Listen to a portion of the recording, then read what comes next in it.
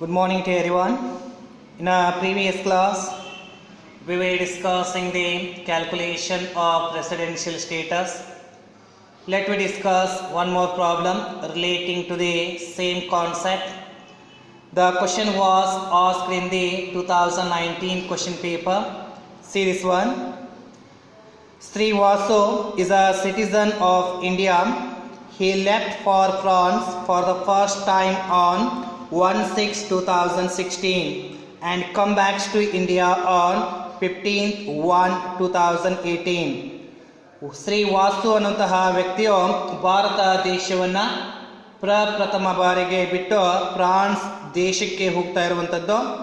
France ದೇಶಕ್ಕೆ mister Vasu ಹೋಗ್ತಾ ಇರುವಂತಹ ದಿನಾಂಕ 1/6/2018 ಫ್ರಾನ್ಸ್ಗೆ ಹೋಗ್ತಾ ಇದ್ದಾರೆ. ಮತ್ತೆ ಫ್ರಾನ್ಸ್ ದೇಶದಿಂದ ಭಾರತಕ್ಕೆ ಬಂದಂಥದ್ದು 15/1/2018. Full stop. He again left for Japan on 1/10/2019. ಮತ್ತೆ ಮಿಸ್ಟರ್ ವಾಸು ಅವರು ಭಾರತ ದೇಶವನ್ನು ಬಿಟ್ಟು ಜಪಾನ್ ದೇಶಕ್ಕೆ 1/10/2019 ಭಾರತವನ್ನು ಬಿಟ್ಟು ಜಪಾನ್ಗೆ ಹೋದರು ಎನ್ನುವಂಥದ್ದು. And return to India on 15/1/2020. ಮತ್ತೆ ಜಪಾನ್ ದೇಶದಿಂದ ಭಾರತಕ್ಕೆ ರಿಟರ್ನ್ ಆಗಿರುವಂತಹ ಒಂದು ಡೇಟ್ ಏನಪ್ಪ ಅಂತ ಹೇಳಿದ್ರೆ 15/1/2020.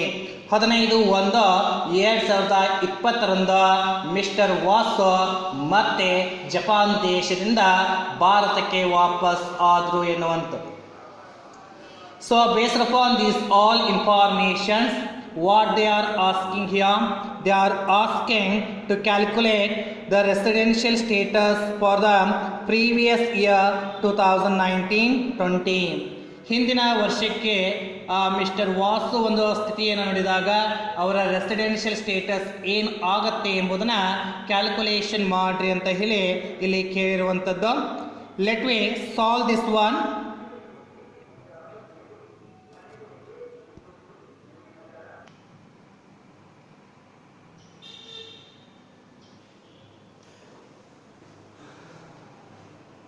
This is the given information in the problem.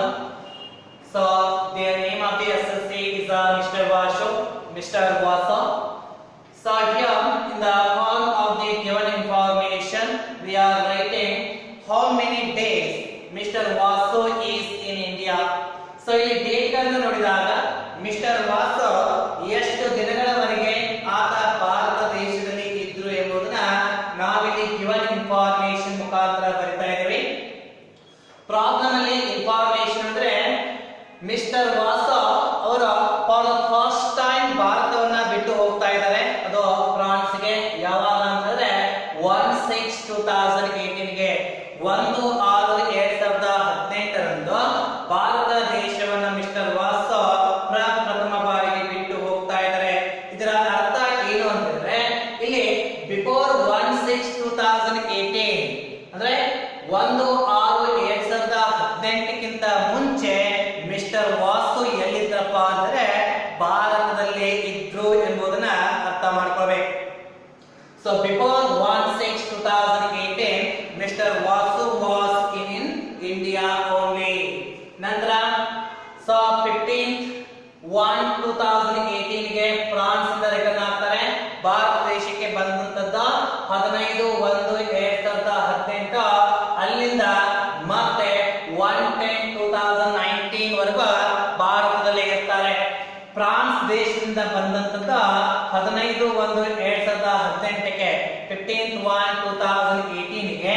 ನಂತರ ಭಾರತ ದೇಶವನ್ನು ಬಿಟ್ಟು ಜಪಾನ್ಗೆ ಹೋದಂತದ್ದು 1/10/2019. ಅಂದ್ರೆ 15/1/2018ರಿಂದ 1/10/2019 ವರೆಗೂ ಎಲ್ಲಿ ಇದ್ರಪ್ಪ ಮಿಸ್ಟರ್ ವಾಸು ಅಂತ ಹೇಳಿದ್ರೆ ಅವರು ಭಾರತ ದೇಶದಲ್ಲಿ ಇದ್ರು ಎಂಬುದನ್ನ ಅರ್ಥ ಮಾಡಿಕೊಳ್ಳಬೇಕು. He returned to India on 15/1/2018 and once again left India on 1/10/2019. In between these two dates, he was in India only. ಹೌದಾ? Next, so ಜಪಾನ್ ದೇಶಕ್ಕೆ ಹೋದಂತದ್ದು 1/10/2019ಗೆ. ಜಪಾನ್ ದೇಶದಿಂದ ಮತ್ತೆ ಭಾರತಕ್ಕೆ ರಿಟರ್ನ್ ಆಗಿರುವಂತದ್ದು 15/1/2020. So he was returned to India from Japan to India on 15/1/2020. So ಈ 15/1/2020 ಆದ್ಮೇಲೆ ಯಾವುದೇ information ಕೊಟ್ಟಿಲ್ಲ. ಇದರ ಅರ್ಥ ಏನಪ್ಪಾ ಅಂದ್ರೆ 15/1/2020 ಆನ್ವರ್ಡ್ ಮಿಸ್ಟರ್ ವಾಸು ಭಾರತ ದೇಶದಲ್ಲಿ ಇದ್ದಾರೆ ಎಂಬುದನ್ನ ಅರ್ಥವನ್ನ ಮಾಡಿಕೊಳ್ಳಬೇಕು. So this is the given information in the problem relating to the assessee called Mr. Vasu. So based upon this all information, now we need to calculate what is the residential status of Mr. Vasu for the previous year 2019-20 or assessment year 2020-21. Problem ಅಲ್ಲಿ ಏನು ಕೊಟ್ಟಿದ್ದಾರೆ ಅದನ್ನೇ ಹಾಕಿದ್ರೆ ಏನು ಪರವಾಗಿಲ್ಲ. ಇಲ್ಲ, ಈಗ calculate the residential status of Mr. Vasu for the previous year 2019-20 ಅಂತ ಹೇಳಿದ್ದಾರೆ. ಈ ರೀತಿಯಾಗಿ ಬರೆದ್ರು ಒಂದೇ, ಅಥವಾ for the assessment year 2020-21 ಅಂದ್ರು ಒಂದೇ. Okay, so let me solve this particular question. And a solution of question, as you know well, it is totally depend upon the provisions which are prescribed by the IT Act, right? So two basic conditions are there, two additional conditions. Based upon those conditions, we will calculate the residential status. What is the first basic condition? He or she must be in India for 182 days or more in the relevant previous year. So what is the previous year? 2019-20. So previous year ಅಂದ್ರೆ ಹಿಂದಿನ ವರ್ಷದಲ್ಲಿ. ಹೌದಾ? ಇಲ್ಲ ನೋಡಿ, ನಾವು ಹಿಂದಿನ ವರ್ಷವನ್ನೇ ಹಾಕಿದೀವಿ, ಮತ್ತೆ ಇದರ ಹಿಂದಿನ ವರ್ಷವನ್ನು ತೆಗೆದುಕೊಳ್ಳಬಾರದು. ಯಾವಾಗ ಇಲ್ಲಿ ಅಸೆಸ್ಮೆಂಟ್ ಇಯರ್ ಅನ್ನು ಹಾಕಿದ್ರೆ ಮಾತ್ರ ಅದರ ಹಿಂದಿನ ವರ್ಷವನ್ನು ಇಲ್ಲಿ ತೆಗೆದುಕೊಳ್ಳಬೇಕು. ಗೊತ್ತಾಯ್ತಾ? Right. So previous year 1/4/2019 to 31/3/2020. 1/4/2019 ಇಂದ ಹಿಡ್ಕೊಂಡು ಎಷ್ಟು 31/3/2020 ವರೆಗೂ ನಮ್ಮದು ಪ್ರೀವಿಯಸ್ ಇಯರ್ ಇದೆ. ಈ ಪ್ರೀವಿಯಸ್ ಇಯರ್ ನ ನೋಡಿದಾಗ ಮಿಸ್ಟರ್ ವಾಸು ಮಿನಿಮಮ್ ಅಂತ ಹೇಳಿದ್ರು ಕೂಡ 182 ಡೇಸ್ ಅವರು ಇಂಡಿಯಾದಲ್ಲಿ ಇರಬೇಕು ಅಂತ ಹೇಳಿ ಬೇಸಿಕ್ ಕಂಡೀಷನ್ ಇದೆ. ಹಾಗಾದ್ರೆ ಚೆಕ್ ಮಾಡೋಣ. Mister Vasu he was in India for 182 days or not. So 19 ತಗೋಬೇಕು. ಇಲ್ಲಿ ನೋಡ್ರಿ, ಸೊ ಇಲ್ಲಿ ಮಟ್ಟ ಇದ್ದಾರೆ 1/10/2019 ಗೆ ಭಾರತ ದೇಶವನ್ನು ಬಿಟ್ಟು ಹೋಗಿದ್ದಾರೆ ಅವರು. ಎಲ್ಲಿಗೆ? ಜಪಾನ್ಗೆ. ಪ್ರಾಬ್ಲಮ್ ಅಲ್ಲಿ information ಕೊಟ್ಟಿರುವಂತದ್ದು he again left Japan on 1/10/2019. That means here from 1/4/2019 to 1/10/2019 he was in India. ಹೌದಾ? 1/10/2019 ಕ್ಕೆ ಜಪಾನ್ಗೆ ಹೋಗ್ತಾ ಇದ್ದಾರೆ. ಅರ್ಥ ಏನಾಗುತ್ತೆ? ರಿಟರ್ನ್ ಬಂದಿರುವಂತದ್ದು ಫ್ರಾನ್ಸ್ ಇಂದ 15/1/2018 ಕ್ಕೆ, ಮತ್ತೆ ಭಾರತವನ್ನ ಬಿಟ್ಟು ಜಪಾನ್ಗೆ ಹೋಗ್ತಾ ಇರುವಂತದ್ದು 1/10/2019 ಗೆ. ಅಂದ್ರೆ 15/1/2018 ರಿಂದ 1/10/2019 ರವರೆಗೆ ಭಾರತದಲ್ಲಿ ಇದ್ರು ಅಂತ ಹೇಳಿ ಅರ್ಥ. ಸೊ 1/10/2019 ವರೆಗೂ ಅವರು ಭಾರತದಲ್ಲಿ ಇದ್ದಾರೆ ಅಂತ ಹೇಳಿದ್ರೆ 1/4/2019 ಇಂದ ಇಲ್ಲಿವರೆಗೂ ಭಾರತದಲ್ಲಿ ಇದ್ದೇ ಇರ್ತಾರೆ. No doubt in that one, right? So ಹೀಗಾಗಿ ಏಪ್ರಿಲ್ ತಿಂಗಳಿದ್ದಾರೆ, right? April, May, June, July, August, September, October. October ಎಲ್ಲಿ ಮಟ್ಟ? ಅಕ್ಟೋಬರ್ 1 ಮಟ್ಟ ಇದ್ದಾರೆ. ಅಕ್ಟೋಬರ್ ಅಲ್ಲಿ 1 ದಿನ ಹಿಡಿಬೇಕು, ಹೌದಾ? ಹಾಗಾದ್ರೆ ಪ್ರೀವಿಯಸ್ ಇಯರ್ ನೋಡಿದಾಗ 1/4/2019 to 31/3/2020 ಈ ಒಂದು ಇಯರ್ ಕನ್ಸಿಡರ್ ಮಾಡಿದ್ರೆ ಈ ಒಂದು 12 ತಿಂಗಳಲ್ಲಿ ಮಿಸ್ಟರ್ ವಾಸ್ ದೇಶದಲ್ಲಿ ಎಷ್ಟು ದಿನ ಇದ್ರು ಎಂಬುದನ್ನು ಲೆಕ್ಕ ಹಾಕಬೇಕು. ಇಲ್ಲಿ ಕ್ಯಾಲ್ಕುಲೇಷನ್ ಮಾಡುವಂತದ್ದ ನೋಡಿ, ಏಪ್ರಿಲ್ ತಿಂಗಳಲ್ಲಿ ಇದ್ದಾರೆ. April plus May, June plus जुलाई,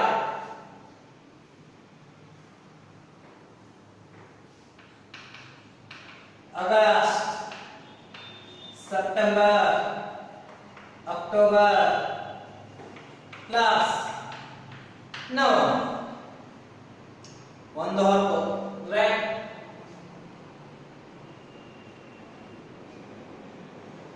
now 4 5 6 7 8 9 10 7 total 1 2 3 4 5 6 7 November 8 ಹೌದಾ.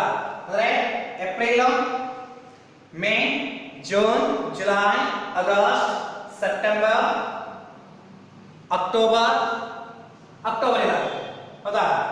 November October. ನಂತರ ನೋಡಿ, ಸೊ ಇಲ್ಲಿ ಜಪಾನ್ ದೇಶಕ್ಕೆ ಹೋಗಿರುವಂತದ್ದು 1/10/2019 ಅಲ್ಲಿ ಮಟ್ಟ ಅವರು ಭಾರತದಲ್ಲಿ ಇದ್ರು ಅಂತ ಹೇಳಿದ್ವಿ. ಮತ್ತೆ ಜಪಾನ್ ದೇಶದಿಂದ ಭಾರತಕ್ಕೆ ಬಂದಿದ್ದೇವಾಗ 15/1/2020 15/1/2020 ಮತ್ತೆ ಭಾರತ ದೇಶಕ್ಕೆ ವಾಪಸ್ ಬರ್ತಾರೆ. ಇದರ ಅರ್ಥ ಏನಾದರೆ, so 15/1/2020 is the part of the previous year or not? Yes, it is a part of the previous year. ಯಾಕಂದ್ರೆ ನಮ್ಮದು previous year ಮುಗಿತಾ ಇರೋದಷ್ಟಕ್ಕಿದೆ 31/3/2020 31/3/2020ಕ್ಕೆ ನಮ್ಮದು previous year ಮುಗಿಯುತ್ತೆ. ಆದ್ರೆ ಇಲ್ಲಿ ಭಾರತ ದೇಶಕ್ಕೆ ವಾಪಸ್ ಬಂದಿರುವಂತದ್ದು ಎಷ್ಟಿದೆ 15/1/2020 ಹೌದಾ. ಅಂದ್ರೆ ಜನವರಿ ಕೂಡ ಇದ್ದಾರೆ ಇವರು, ಜನವರಿಯಲ್ಲಿ 15 ಇಂದ ಇದ್ದಾರೆ, plus February plus March onwards 15/1/2020 ನಂತರ ಭಾರತದಲ್ಲಿ ಇದ್ದಾರೆ ಹೌದಾ. ಸೊ ಇಲ್ಲಿ ನಂತರ 2021ರಲ್ಲೂ ಭಾರತದಲ್ಲಿದ್ದಾರೆ, 2022ರಲ್ಲೂ ಭಾರತದಲ್ಲಿದ್ದಾರೆ. ಆಲ್ಟೇಗೆ ಜಂಕ್ಷನ್ ಮಾಡ್ತೀವಿ. ಆದ್ರೆ ನಮಗೆ ಪ್ರೀವಿಯಸ್ ಇಯರ್ ಕ್ಯಾಲ್ಕುಲೇಷನ್ ಮಾಡಲು ಎಲ್ಲಿಯ ಮಟ್ಟ up to what we required up to March we required to calculate the number of days right. So ಈಗ ನಾವೀಗ ನಂಬರ್ ಆಫ್ ಡೇಸ್ ಅನ್ನು ಕ್ಯಾಲ್ಕುಲೇಷನ್ ಮಾಡೋಣ. ಏಪ್ರಿಲ್ ಎಷ್ಟಿದ್ದಾರೆ 30, May 31, June 30, July 31, August 31, September 30, October ನೋಡ್ರಿ, October ಅಲ್ಲಿ ಅವರು ಭಾರತ ದೇಶದಲ್ಲಿ ಇದ್ದದ್ದು ಒಂದೇ ದಿನ ರೈಟ್. ನಂತರ ಜನವರಿಯಲ್ಲಿ 16 ಡೇಸ್ ಹೌದಾ. 15, 16, 17, 18, 19, 20, 21, 22, 23, 24, 25, 26, 27, 28, 29, 30, 31 ಅಂದ್ರೆ 17 ಡೇಸ್ ಇದಾವೆ ಹೌದಾ. ಸೊ 15, 16, 17, 18, 19, 20, 21, 22, 23, 24, 25, 26, 27, 28, 29, 30 ಅಂದ್ರೆ 17. ಜನವರಿಯಲ್ಲಿ 17 ಡೇಸ್ ಇರುವಂತದ್ದು. ಫೆಬ್ರವರಿ ಲೀಪ್ ಇಯರ್ ಇದೆ, ಫೆಬ್ರವರಿ ಲೀಪ್ ಇಯರ್ ಅಲ್ಲಿ 29 ಇರ್ತಾರೆ, ಮಾರ್ಚ್ ಅಲ್ಲಿ 31. This is what the total number of days of Mr. Vasu stays in India. ನೋಡಿ ಟೋಟಲ್ ಇವೆಲ್ಲ ಟೋಟಲ್ ಮಾಡಿದಾಗ ಎಷ್ಟು ಬರುತ್ತೆ ಅಷ್ಟು ದಿನಗಳ ಕಾಲ ಮಿಸ್ಟರ್ ವಾಸು ಭಾರತ ದೇಶದಲ್ಲಿ ಪ್ರೀವಿಯಸ್ ಇಯರ್ ಅಲ್ಲಿ ಇದ್ರು ಎಂಬುವಂತದ್ದು. Let me calculate this one.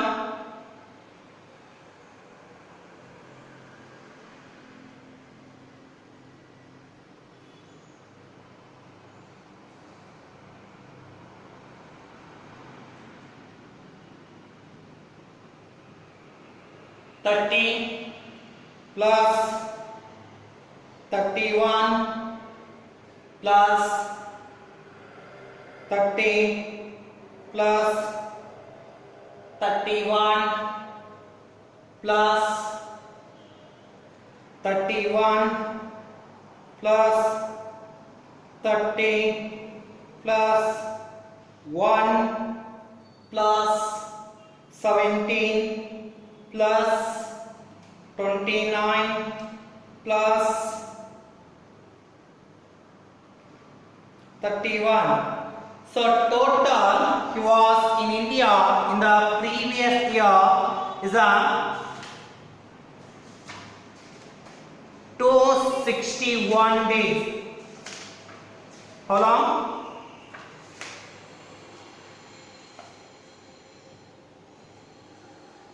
To 61 days. ಇದನ್ನೆಲ್ಲ ನೀವು ಪ್ಲಸ್ ಮಾಡ್ತಾ ಹೋದ್ರೆ 30 30 30 so 60 90 120 150 150 plus 180. So total 261 days. ಇದನ್ನೆಷ್ಟು plus ಮಾಡಿ ಟೋಟಲ್ 261 days. ಅರ್ಥ ಏನಾಗುತ್ತೆ? ಮಿಸ್ಟರ್ ವಾಸೋ ಪ್ರೀವಿಯಸ್ ಇಯರ್ ಅಲ್ಲಿ 761 ದಿನ ಭಾರತ ದೇಶದಲ್ಲಿ ಇದ್ರು ಎನ್ನುವುದು. Right? So now what is the first basic condition? He or she must be in India for 182 days or more. Minimum ಅಂತ ಹೇಳಿದ್ರೆ 182 days ಆದ್ರೂ ಭಾರತದಲ್ಲಿ ಇರಬೇಕು ಅಂತ ರೂಲ್ಸ್ ಇದೆ. ಆದ್ರೆ ಮಿಸ್ಟರ್ ವಾಸು ಎಷ್ಟು ದಿನ ಇದ್ದಾರೆ? 261 ಡೇಸ್ ಇದ್ದಾರೆ ಎನ್ನುವಂತ. ಸೊ ಹೀಗಾಗಿ mister Vasu is going to satisfy first basic condition. First basic condition is satisfied. First basic condition is satisfied. So ಇಲ್ಲಿ first basic condition satisfy ಆಯಿತು ಅಂತ ಹೇಳಿದ್ರೆ second basic condition satisfy ಆಗುತ್ತಾ ಇಲ್ವಾ ಎಂಬುದನ್ನ ಕ್ಯಾಲ್ಕುಲೇಷನ್ ಮಾಡುವಂತ ಅವಶ್ಯಕತೆನೇ ಇಲ್ಲ. There is no necessity to calculate the satisfactory condition of the second basic condition. So ಯಾಕಂದ್ರೆ ನಾವು ಮೂರು ಆಸ್ಪೆಕ್ಟ್ ಅನ್ನು ನೋಡಿದಾಗ ಯಾವುದು resident and ordinary resident, not ordinary resident ಅಥವಾ ನಾನ್ ರೆಸಿಡೆಂಟ್ ನೋಡಿದ್ರೆ, ಈಗ ನಾಟ್ ಆರ್ಡಿನರಿ ಆರ್ಡಿನರಿ ರೆಸಿಡೆಂಟ್ ಆಗಬೇಕಂದ್ರೆ ಒನ್ ಬೇಸಿಕ್ ಕಂಡೀಷನ್ ಸ್ಯಾಟಿಸ್ಫೈ ಆಗಿ ಎರಡು ಎಡಿಷನಲ್ ಕಂಡೀಷನ್ ಸ್ಯಾಟಿಸ್ಫೈ ಮಾಡಬೇಕು. ನಾಟ್ ಆರ್ಡಿನರಿ ಅಂದ್ರೆ ಒಂದು ಬೇಸಿಕ್ ಕಂಡೀಷನ್ ಸ್ಯಾಟಿಸ್ಫೈ ಮಾಡಿ ಎರಡು ಕಂಡೀಷನ್ ಗಳನ್ನ ಸ್ಯಾಟಿಸ್ಫೈ ಎಡಿಷನಲ್ ಕಂಡೀಷನ್ ಗಳನ್ನ ಸ್ಯಾಟಿಸ್ಫೈ ಮಾಡದೇ ಇರಬಹುದು ಅಥವಾ ಒಂದು ಎಡಿಷನಲ್ ಕಂಡೀಷನ್ ನ ಸ್ಯಾಟಿಸ್ಫೈ ಮಾಡಬಹುದು. ನಾನ್ ರೆಸಿಡೆಂಟ್ ಅಂತ ಹೇಳಿದ್ರೆ ಎರಡು ಬೇಸಿಕ್ ಕಂಡೀಷನ್ ಗಳನ್ನ ಸ್ಯಾಟಿಸ್ಫೈ ಮಾಡೋದು. ಹೀಗಾಗಿ ಸೆಕೆಂಡ್ ಬೇಸಿಕ್ ಕಂಡೀಷನ್ ಇದೆ, ಅದನ್ನ ಸ್ಯಾಟಿಸ್ಫೈ ಮಾಡ್ತಾರಾ ಇಲ್ವಾ ಎಂಬುದನ್ನ ಚೆಕ್ ಮಾಡುವಂತ ಅವಶ್ಯಕತೆ ಇಲ್ಲ. ಯಾವಾಗ ಅಂತ ಹೇಳಿದ್ರೆ ಫಸ್ಟ್ ಬೇಸಿಕ್ ಕಂಡೀಷನ್ ಸ್ಯಾಟಿಸ್ಫೈ ಆದಾಗ. Very important, keep in your mind, whenever an assessee is going to satisfy the first basic condition, on that no necessary to check whether he is going to satisfy the second basic condition or not. Okay, so straight away I will go to the additional conditions now. What is additional condition? He or she must be resident for at least 2 years out of 10 preceding the previous year. Previous year ಅನ್ನು ಬಿಟ್ಟು ಅದರ ಕೆಳಗಡೆ ಬರ್ತಾ ಇರುವಂತಹ 10 ವರ್ಷಗಳಲ್ಲಿ at least 2 years ಆದ್ರೂ associate ಭಾರತದಲ್ಲಿ ಇರಬೇಕು ಎಂಬುವಂತದ್ದು. So now I am going to write down 10 preceding the previous years to check whether he is going to stay at least 2 years out of these 10 preceding the previous year. ನೋಡೋಣ ಹಾಗಾದ್ರೆ 10 years preceding preceding the previous year. Previous year ಅನ್ನು ಬಿಟ್ಟು ಅದರ ಕೆಳಗಡೆ ಬರ್ತಾ ಇರುವಂತಹ 10 ವರ್ಷಗಳು. So ಎಷ್ಟಾಗುತ್ತೆ? 2018 19. Okay, 2018 2019, 2017 2018. Right? Next 2016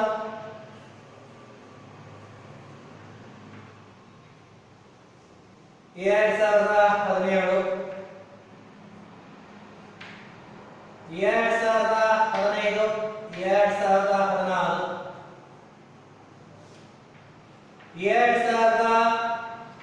2014, 2014 2015. Next 2013 2014, 2012 2013. 1 2 3 4 5 6 7. Next 2011 2012. Next 2010 2011. 1 2 3 4 5 6 7 8 9. Next 2009 2010.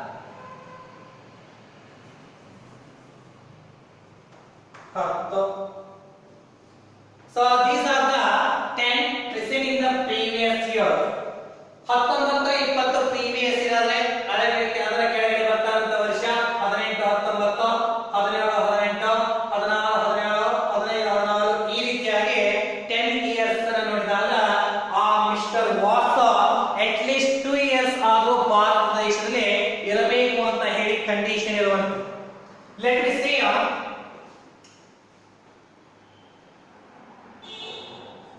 So ಇಲ್ಲಿ ಇದು ಸೀರಿಯಲ್ ಇದೆಯಾ ಇಲ್ವಾ ಅಂತ ನೋಡ್ಕೋಬೇಕು. 9 10 11 12 13 14 15 16 17 18. 10 11 12 13 14 15 16 17 18 19 ಕರೆಕ್ಟ್. ಸೊ now ನೋಡಿ at least 2 years ಆದರೂ ಅವರು ಭಾರತ ದೇಶದಲ್ಲಿ ಇರಬೇಕು ಅಂತ ರೂಲ್ಸ್ ಇದೆ. 2018 ಹೌದಾ, he was Mr. Vaso living India for the first time on 1/6/2018. 1/6/2018 ಪ್ರಥಮ ಬಾರಿಗೆ ಭಾರತ ದೇಶವನ್ನು ಬಿಟ್ಟು ಹೋಗ್ತಾ ಇದ್ದಾರೆ. ಇದರ ಅರ್ಥ ಏನಾಗುತ್ತೆ? 1/6/2018ಗೆ ಪ್ರಥಮ ಬಾರಿಗೆ ಭಾರತ ದೇಶವನ್ನು ಬಿಟ್ಟು ಹೋಗ್ತಾ ಇದ್ದಾರೆ ಅಂತ ಹೇಳಿದ್ರೆ ಅದರ ಹಿಂದಿನ ವರ್ಷಗಳಲ್ಲಿ ಅವರು ಎಲ್ಲಿದ್ರು? ಭಾರತದಲ್ಲೇ ಇದ್ರು. ಹೌದಾ? 2018 ಬಿಡಿ, 17 ಎಲ್ಲಿದ್ರು? ಭಾರತದಲ್ಲೇ. 16 17 ಎಲ್ಲಿದ್ರು? ಭಾರತದಲ್ಲೇ. 15 16 14 15 13 14 ಟೋಟಲ್ 18 19 ಬಿಟ್ರೆ ಈ ಎಲ್ಲಾ ವರ್ಷಗಳಲ್ಲಿ ಅವರು ಭಾರತ ದೇಶದಲ್ಲಿ ಇದ್ದಾರೆ ಅಂತ. 365 365 365 365 365 365 365. Right? So this is what the condition of Mr. Vaso in the 10 preceding the previous year. That means 10 ವರ್ಷಗಳಲ್ಲಿ ಕಂಟಿನ್ಯೂಸ್ ಆಗಿ 2 ವರ್ಷಗಳ ಕಾಲ ಆದರೂ ಅವರು ಭಾರತದಲ್ಲಿ ಇರಬೇಕು ಅಂತ ಹೇಳಿ ಫಾಸ್ಟ್ ಎಡಿಷನಲ್ ಕಂಡೀಷನ್ ಇದೆ. ಆದರೆ ಮಿಸ್ಟರ್ ವಾಸೋ ಎಷ್ಟು ದಿನ ಇದ್ದಾರೆ? ಬಹಳ ವರ್ಷಗಳಿದ್ದಾರೆ. ಸೊ ಟೋಟಲ್ 9 ವರ್ಷಗಳ ಕಾಲ ಅವರು ಭಾರತ ದೇಶದಲ್ಲಿ ಕಂಟಿನ್ಯೂಸ್ ಆಗಿದ್ದಾರೆ. ಅದಕ್ಕೆ ಫಾಸ್ಟ್ ಎಡಿಷನಲ್ ಕಂಡೀಷನ್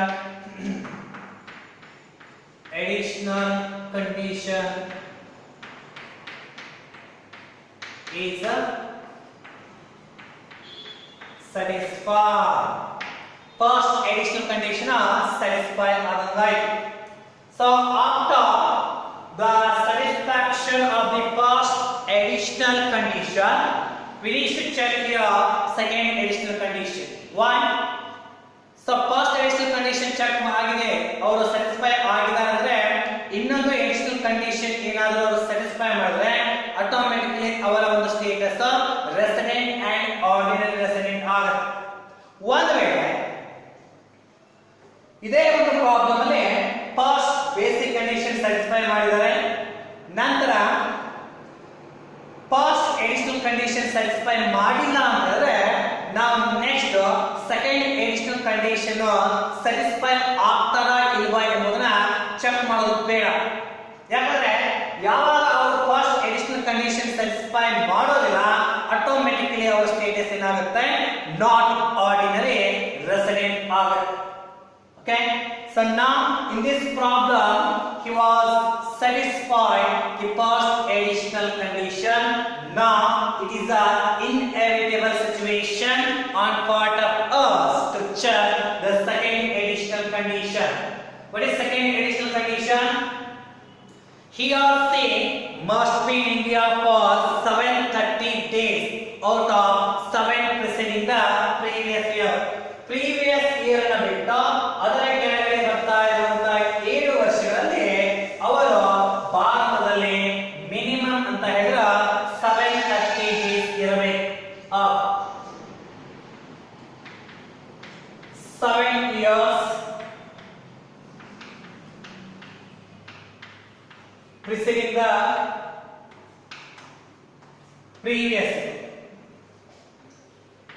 2018 2019 ಇವೆ 10 ಇಯರ್ಸ್ ಬರ್ತೀವಿ, ಆದ್ರೆ ಇದರಲ್ಲಿ ನಾವು 7 ಇಯರ್ಸ್ ಅನ್ನು ಬರ್ಕೋಬೇಕು. ಈಗ 2017 to 2018, 2016 to 2017, 2015 to 2016, 2014 to 2015, 2013 to 2014, 2012 to 2013, 7 ಅಲ್ವಾ, 1 2 3 4 5 6 7 12 13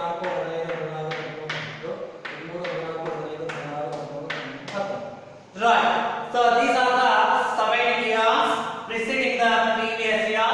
Out of these 7 years preceding the previous year, he must be in India for 730 days.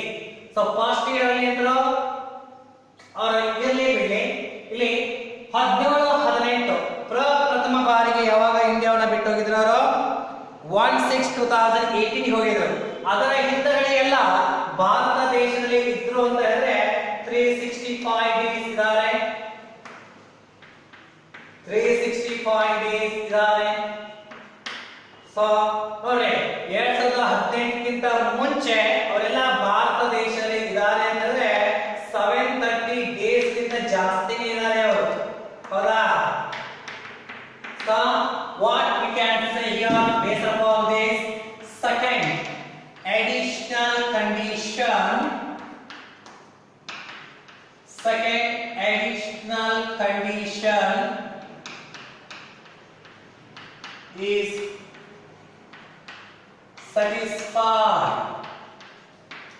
So Mr. Vasu satisfy the first basic condition and both additional condition.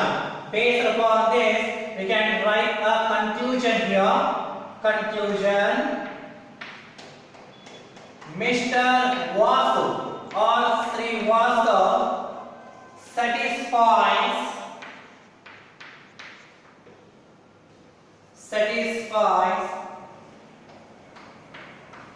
one of the basic conditions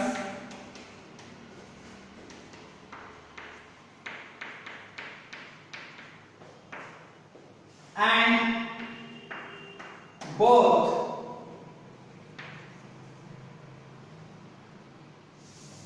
one of the basic condition, that is ಯಾವುದು first basic condition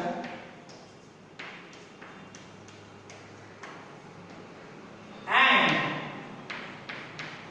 both additional conditions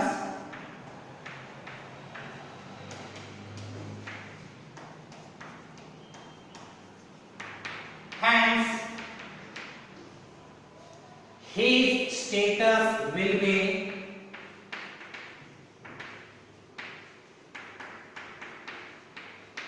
what? Resident. ಏನದ? Resident and ordinary resident.